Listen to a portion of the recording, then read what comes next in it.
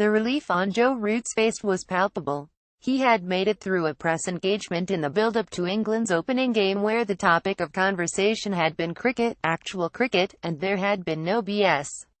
Ben Stokes, from the moment England landed last Sunday, had dominated the agenda, and it is easy to understand how the captain had tired of discussing his friend, especially given the outcome of all this is out of his hands and remit.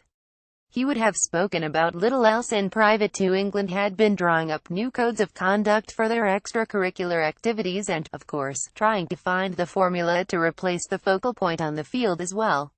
The arrival of that flight told England plenty. Local news crews greeted them, armed with crib sheets to match names to faces. One called Alistair Cook James. They knew not who they were talking to, but knew about whom they were asking. The questions will not cease with the beginning of the tour's second leg, in Adelaide on Monday, and it is likely to take Australia rather longer to easily identify the players beyond the handful they have whitewashed before.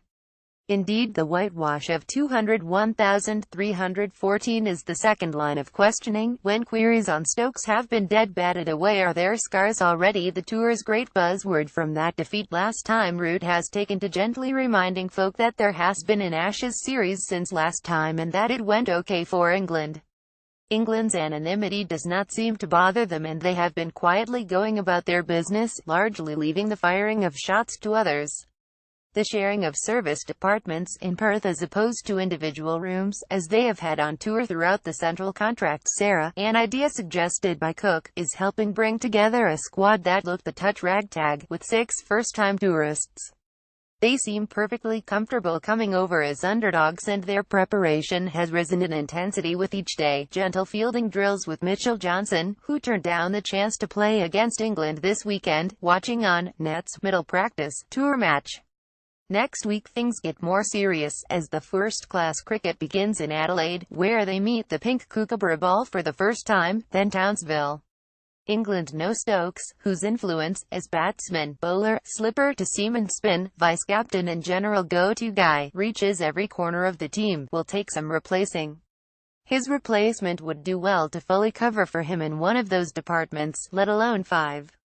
The idea is to bring in another bowler. Craig Overton's more all-round game, not to mention the swing he finds, is proving popular, and bump up Johnny Bairstow, Moeen Ali and Chris Woakes to what Trevor Bayliss believes are more natural positions in the order.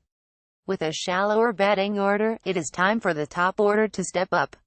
For what it is worth, not a great deal, it seems. Root says he expects to have a new vice-captain in the next week. Such a plan is all well and good while Moeen, who has a side injury, remains on course to play the third and final warm-up match in Townsville. Should Moeen struggle, England will require more than just a reshuffle, but he is already able to run, and referee, if not quite play, each morning's game of 5-a-side football. The other injured player, Stephen Finn, is better than first feared but some way behind. Mark Wood, who will be in Brisbane with the Lions this month, would be well advised to get fit and keep his phone handy. Australia's own concerns continue to temper local optimism. 8 spots, fitness permitting, are sorted, and players are finding form in the Sheffield Shield.